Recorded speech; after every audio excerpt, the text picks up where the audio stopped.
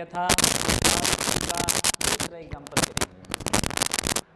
जैसे मान लो किसी फर्म में ए और बी दो पार्टनर है, तो लाभों को इक्वल डिवाइड करते हैं। किसी फर्म में ए और बी दो पार्टनर है जो लाभों को इक्वल डिवाइड करते हैं। उनकी कैपिटल है 2 लाख रुपए और 1 लाख रुपए। जिनकी कैपिटल आपको दे रखी है 2 लाख रुपए और 1 लाख रुपए, फर्म ने वर्ष भर में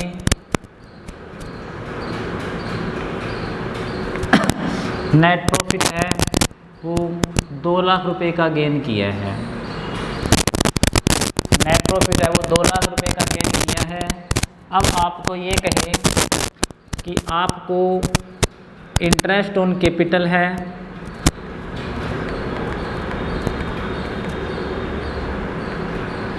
वो 12% एनुअल देना है। ए को सैलरी देनी है 3,000 रुपये, एज सैलरी 3,000 रुपये पर मंथ।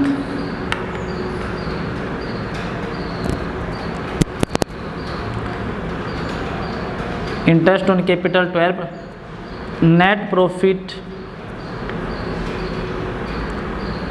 का 10% जनरल रिजर्व में ट्रांसफ़र करना है। नेट प्रॉफिट का 10% है वो आपको जनरल रिजर्व में ट्रांसफ़र करना है। बी को कमीशन है वो 10% है। उपरोक्त समायोजनों को घटाने के बाद का 10% कि नेट प्रॉफिट आपको टोटल 2 लाख दिया है, उसमें से इंटरेस्ट ऑन कैपिटल आपका 12% है। ए को सैलरी देनी है 3,000 रुपये पर मंथ। नेट प्रॉफिट का 10% है। ये नेट प्रॉफिट जो दे रखा है आपका 2 लाख रुपये, इसका 10% है वो जनरल रिजर्व में ट्रांसफ़र करना है। बी को कमीशन देना है 10% उपरोक्त समायोजनों को घटाने के बाद, यानी जो उपरोक्त समायोजन घटाने के बाद जो शेष लाभ बचेगा उसका 10% बी को कमीशन मिलेगा। शेष लाभों का आधा पूंजी अनुपात में तथा आधा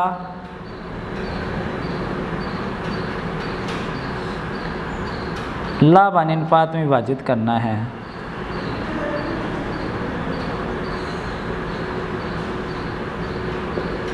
इन जो प्रॉफिट है अपना कर देंगे, तो उसके बाद शेष प्रॉफिट बचेगा उसका आधा तो कैपिटल अनुपात में बांटना है। और कैपिटल रेशो कितना है 2 लाख और 1 लाख है, तो 2:1 आ गया कैपिटल रेशो। तो आधा तो इसमें बांटना है, जितना लाभ बचे आधा है वो आपको बराबर बराबर बांटना है, लाभ हानि अनुपात में डिवाइड करना है। ड्राइंग है वो ऐसे है। ए ने करी 5,000 रुपये पर मंथ।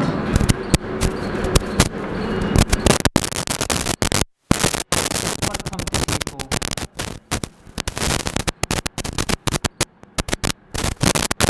बी ने करी 10,000 रुपये पर क्वार्टर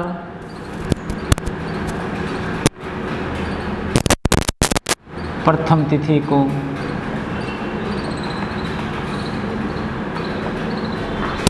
इंटरेस्ट रेट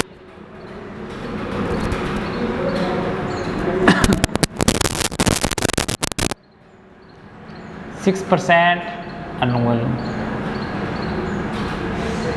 अब आपको कहा है कि profit and loss appropriation account बनाना क्या है, profit and loss appropriation account.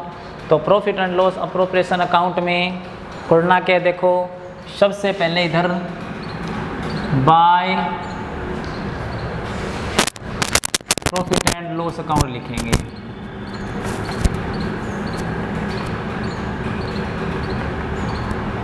Net profit जो कितना दे रखा है आपका 2 लाख दे रखा है। नेट प्रॉफिट कितना दे रखा है 2 लाख रुपए दे रखा है। उसके बाद आपका था bye interest on drawing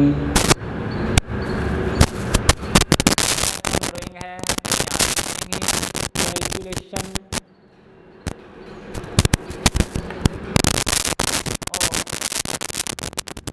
interest on drawing calculation of interest on drawing है।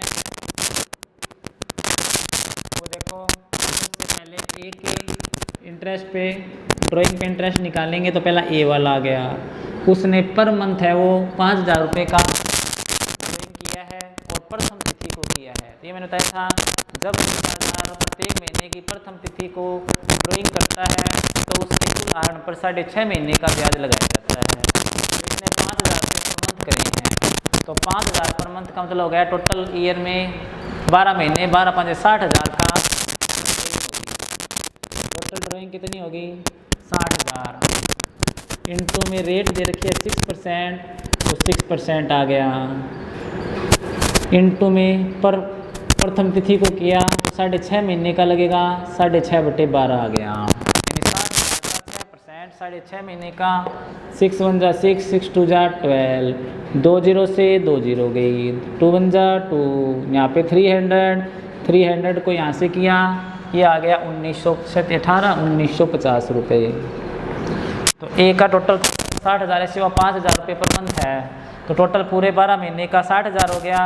रेट क्या है 6% है तो 6/100 आ गया और प्रथम तिथि को करे प्रत्येक महीने तो 6.5 महीने का निकलता है 6 6 2 12 हो गया 2 0 से 2 0 कट हो गई 6 18 1950 रुपये आ गया। ए का इंटरेस्ट ऑन ड्राइंग है वो 1950 आ गया।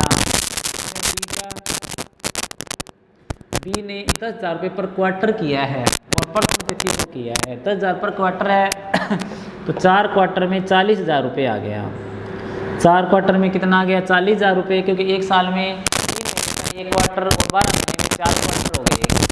एक बार में 10,000 का ड्राइंग कर रहा है तो 4 बार में 40,000 का ड्राइंग हो गया उसका 40,000 का रेट क्या है 6% है और पर क्वार्टर को करिए प्रथम तिथि को करिए तो 7.5 महीने का ब्याज बताया था मैंने 7.5 महीने का ब्याज लगता है। 6 कम 6 6 दूनी 12 2 0 से 2 0 कट 2 कम 2 2 दूनी 200 ये आ गया 1,500 रुपये। इससे मल्टीप्लाई किया ये 1,500 रुपये आ गया। पर क्वार्टर है टोटल क्वार्टर हो गए 4 10,000 को 4 से मल्टीप्लाई किया 40,000 आ गया। रेट 6% 7.5 महीने का 6 कम 6 6 दूनी 12 2 0 से 2 0 कट 200 को किया 2 2 दूनी 4 200 आ गए 200 को 7.5 से किया 1,500 आ गई। ए का आ गया और बी का आ गया। ए का आ गया 1950 और बी का आ गया 1,500 टोटल आ गया 3,450 रुपये का।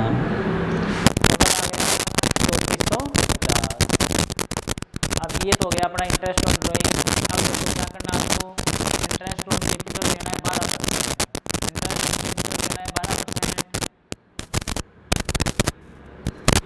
टू इंटरेस्ट ऑन कैपिटल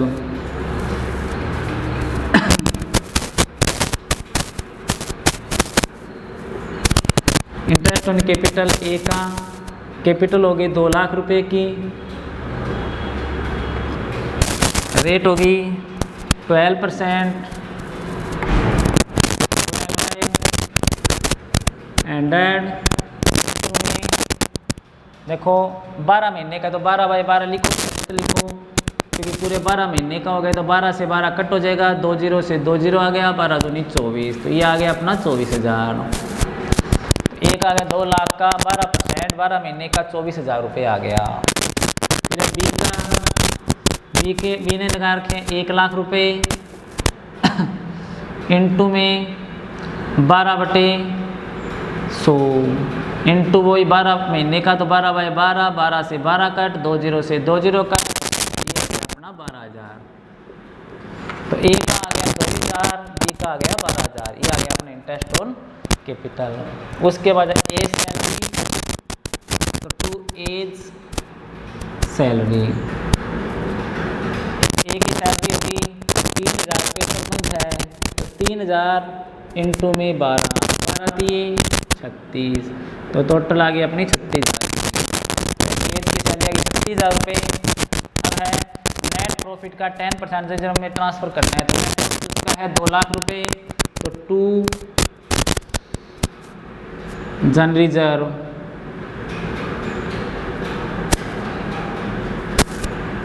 ये आ गया अपना 2 लाख का 10% 20,000 रुपये आपको जन रिजर्व में ट्रांसफ़र करने हैं।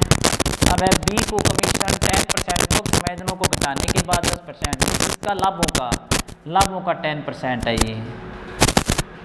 तो लाभों का 10% करोगे, पहले तो टोटल लाभ देखो, टोटल लाभ इधर आ गया अपना 2,03,450, इतना लाभ है। इसमें से उपरोक्त समायोजन घटाने हैं, क्योंकि उपरोक्त समायोजनों को घटाने के बाद 10% देना है। तो इसमें से माइनस करो, 24,001 कर दो, प्लस में 12,000, प्लस में 36,000 और प्लस में 20,000। इतना घटाने के बाद शेष बचेगा, उसका आपको 10% कमीशन देना है बी को। क्या गया अपना 2 लाख 24 12 36 36 36 72 72 और 20 92,000। तो 2 लाख में से 1,11,450 बच गए। इन 2,03,450 में से 92 गए, तो 1,11,450 कहते हैं। तो 1,04,000 कमीशन देना है आपको, बीज कमीशन 1,11,450 इंटू इसका 10% देना है। 1,11,450, 0 से 0 कट, 0 से 0 कट, 11,145 रुपये आ गया कमीशन। आओ 2,03,450 आया इधर।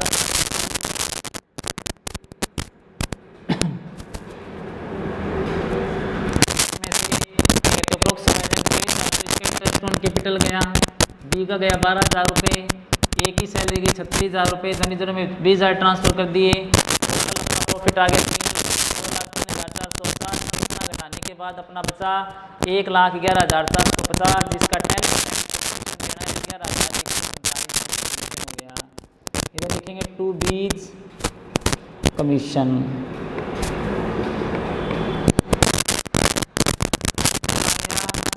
11,145 रुपये, 11,145। अब कहते हैं शेष जो लाभ बचा है, रिमेनिंग प्रॉफिट है, वो बात डिवाइड कैसे करना है कि आधा है वो तो पूंजी के अनुपात में बांटना है, और आधा है वो इक्वल बांटना है। यहाँ पर देखो, पहले कुछ नहीं लिखा तो ये मान लेते हैं कि पूंजी यहाँ पे परिवर्तनशील है, इसलिए 2 पार्टनर्स कैपिटल में ट्रांसफर करेंगे इसको। तो पहले देखो अपना प्रॉफिट कितना बचा, रिमेनिंग प्रॉफिट हो गया अपना टोटल था अपना 1,11,450 माइनस में 11,145 गया। 1,11,450 में से 11,145 गया, ये बच गया 1,03,05, 1,03,05 बच गया। कितना बच गया? टोटल प्रॉफिट अपना 1,03,05 रुपये बच गया, जिसका अब देखो प्रॉफिट कैसे बांटना है, ए और बी। इसका जो आधा है वो तो बांटना है पूंजी के अनुपात में। 1,03,05 का आधा कर दो, 1,03,05 का आधा हो गया 50,000 और 305 का आधा 152 मान लो इसको, यानी 152.5 आ गया। तो 50,152 बांट दिया। तो इसको मान लो 50,152 और इसको तो बांटना है पूंजी के अनुपात में, तो 50,152 इंटू पूंजी का अनुपात इनका देखें तो 2:1 आता है, तो इसको मिलेगा 2/3, इसको मिलेगा 1/3। तो ये आ गया अपना, यहाँ पे 3 एकम 3, 2 बचे, 3 छिके 18, फिर 2 बचे, 3 सते 21, 3 एकम 3, फिर 2 बचे, 3 सते 21, 3 3 9। ये आ गया अपना 16,717 मान लो, लगभग 16,717 इंटू में 2, ये आ गया अपना 32,000 और 33,434। कितना आ गया? 434। क्या करना है बी का, देखो बी का निकालने की जरूरत नहीं है, लगभग ऐसे देख लो कि अपना 52 था, इसका कट किया तो ये आएगा 50,000 है। तो यहाँ पे देखो जितना बचे वो इसका 50,152 माइनस में 33,434 आ गया। ठीक है, तो इसका बचेगा जो शेष बचेगा,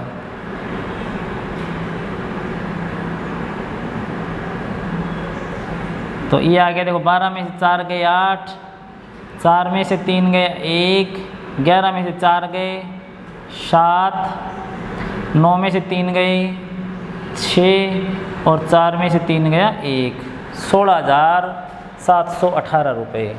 तो इसका आ गया 16,718 एंड टोटल अपना जो प्रॉफिट बचा 1,03,05।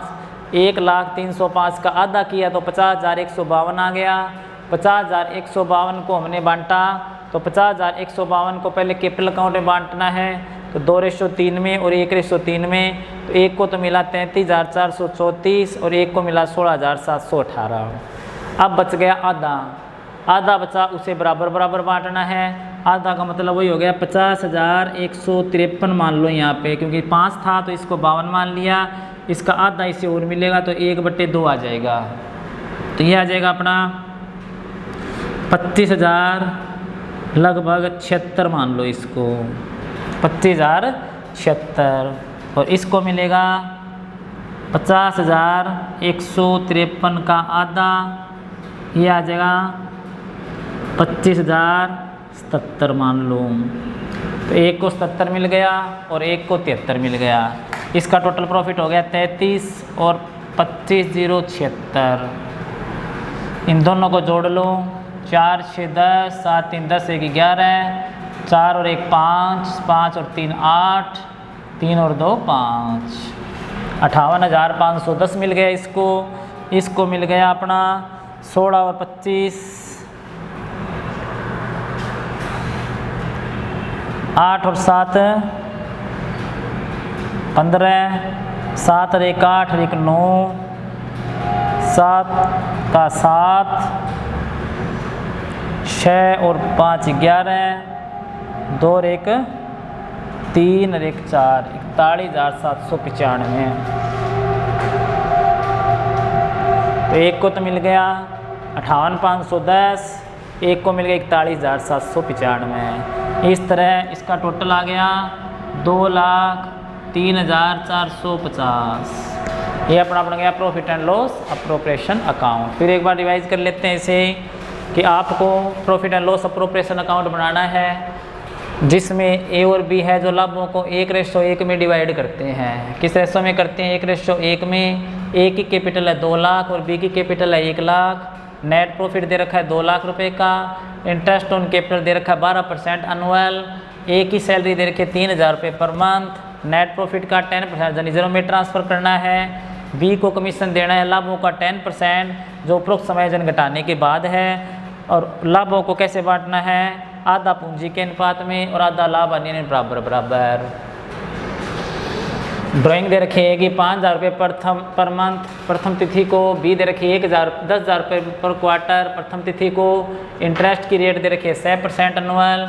इंटरेस्ट ऑन ड्राइंग पहले क्या करना है आपको, देखो P&L अप्रोप्रिएशन बनाएंगे P&L अप्रोप्रिएशन में सबसे पहले नेट प्रॉफिट लिखेंगे। Bye profit and loss account net profit 2 lakh रुपए आ गए।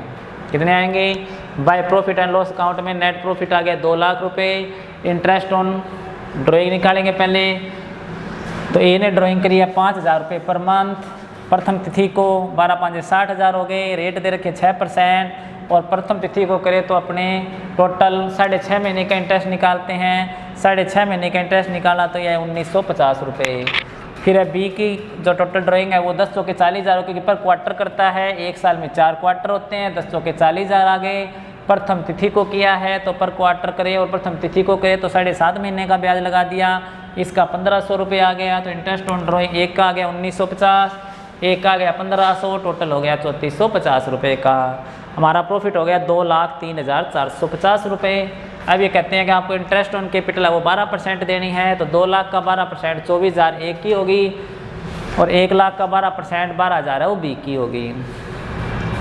सैलरी है, ये कहते हैं कि आपको ए को सैलरी देनी है 3,000 रुपये पर मंथ, तो 12 महीने हैं, 12 36,000 की सैलरी होगी। फिर नेट प्रॉफिट का 10% जो रिजर्व में, तो नेट प्रॉफिट अपना दे रखा है 2 लाख, 2 लाख का 10% 20,000 रुपये वो रिजर्व में ट्रांसफ़र करना है। बी को कमीशन देना है उपरोक्त समायोजनों को, प्रॉफिट में से उपरोक्त समायोजनों को घटाने के बाद से इसका 10% देना है। अपना टोटल प्रॉफिट हो गया 2,03,450, जिसमें से अपने 24 12 36 36 72 72 92 घटा दिए। 92 घटाने के बाद अपना बचा 1,11,450, उसका 10% कमीशन आ गया इसका, तो 11,145 आ गया।